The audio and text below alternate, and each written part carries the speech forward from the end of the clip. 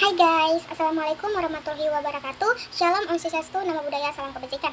Perkenalkan, nama saya Pasha dan rekan saya Sali. Di sini kami akan menjelaskan terkait identifikasi objek dan subjek hukum perusahaan.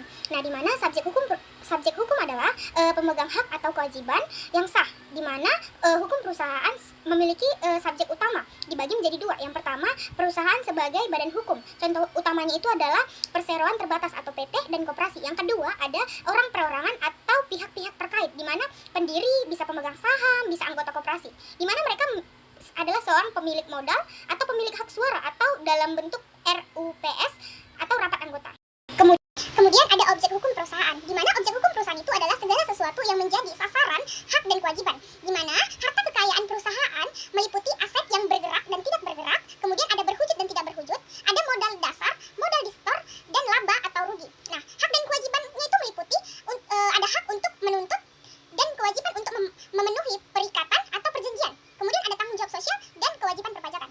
Mengenai surat-surat berharga atau sertifikat, ada saham, obligasi, surat utang, dokumen legalitas perusahaan. Kemudian ada hak kekayaan intelektual atau HKI.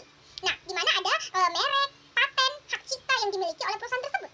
Soal yang kedua adalah hukum perjanjian bisnis untuk meminimalisir resiko, di mana hukum perjanjian bisnis adalah instrumen krusial untuk menciptakan kepastian hukum dan mengelola risiko, di mana perjanjian harus memenuhi syarat sahnya kontrak, di mana pada pasal 1320 KUHP Perdata yang berisikan sepakat, cakap, hal tertentu, dan sebab yang halal.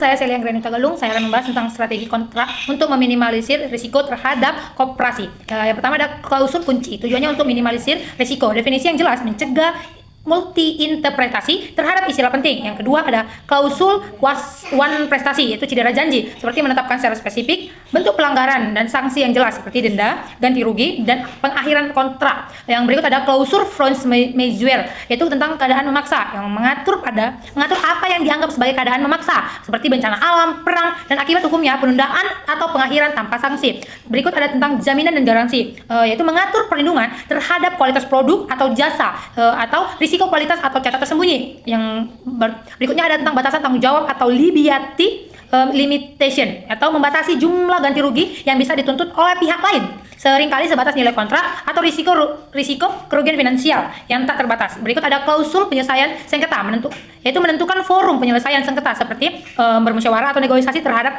masyarakat, itu pada tahap awal atau tahap terhadap peminjam. Yang kedua ada mediasi atau konsilasi, yaitu pihak ketiga untuk membantu. Kemudian ada arbitrase, yaitu lebih cepat dan rahasia, meminimalisir risiko dan waktu pengadilan. Yang keempat ada litigasi atau pengadilan negeri, yaitu pilihan terakhir. Kemudian ada klausul hukum yang berlaku, choice of law, menentukan sistem hukum negara mana yang akan diterapkan dalam kontrak atau penting dalam bisnis internasional, atau meminimalisir risiko hukum yang tidak terduga. Kemudian ada pembentukan dan pembubaran perusahaan yang berfokus pada PT dan koperasi. Berikut ada pembentukan perusahaan atau PT. Dasar hukumnya terdapat di dalam Undang-Undang Nomor 40 Tahun 2007 tentang perseorangan terbatas. Tahap uraiannya yaitu pendirian awal dibuat oleh minimal 2 orang atau 1 orang untuk PT perseorangan atau UMK dengan akta notaris yang memuat anggaran dasar, yaitu tentang pengesahan status badan hukum permohonan yang diajukan ke Menteri Hukum dan Hak Asasi Manusia atau Kemenkumham untuk mendapatkan surat keputusan atau SK pengesahan. Berikut ada dan juga tahap legalitas perusahaan didaftarkan, misalnya nomor NIB atau nomor induk berusaha. Kemudian ada pengurusan MPWP dan izin-izin teknis lainnya seperti ISUP dan izin lokasi dan lain-lain. Kemudian ada tentang pembubaran perusahaan PT. Dasar hukumnya terdapat pada pasal 142 Undang-Undang Nomor 40 Tahun 2007 tentang perseorangan terbatas. Berikut ada alasan pembubaran, misalnya seperti keputusan rapat umum pemegang saham atau RUPS. Kedua ada jangka waktu berdiri yang diterapkan dalam anggaran dasar telah berakhir. Yang ketiga ada penempatan pengadilan atau atas permintaan jaksa atau pemegang saham atau kreditor. Yang keempat disebutnya izin usaha yang mengakibatkan perusahaan tidak dapat menjalankan usahanya. Yang berikutnya ada pernyataan pilot oleh pengadilan niaga. Berikutnya ini ada tentang proses. Saya akan membahas tentang proses likuidasi, yaitu pembubaran harus diikuti dengan likuidasi oleh likuidator. Yang bertujuan itu likuidasi bertujuan untuk pembesaran harta kekayaan atau aset dan penyelesaian kewajiban atau utang kepada kreditor. Status hukum PT yang merupakan meskipun dibubarkan, PT tidak dapat kehilangan status badan hukumnya.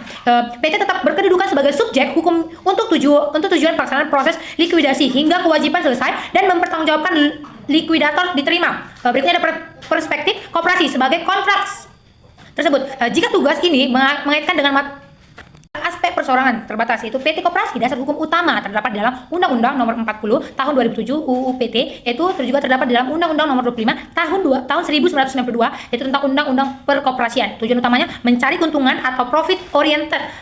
Berikutnya tentang memajukan kesejahteraan anggota atau service oriented. Terus mengenai modal berasal dari saham yang dapat diperjualbelikan, berasal dari simpanan pokok, simpanan wajib, dan hibah atau dana cadangan. Berikut tentang ada juga kekuasaan tertinggi, yaitu rapat umum pemegang saham atau RUPS, dan rapat anggota RA. Pembagian keuntungan berdasarkan jumlah saham atau dividen berdasarkan jasa atau transaksi anggota atau sisa hasil usaha atau SHU.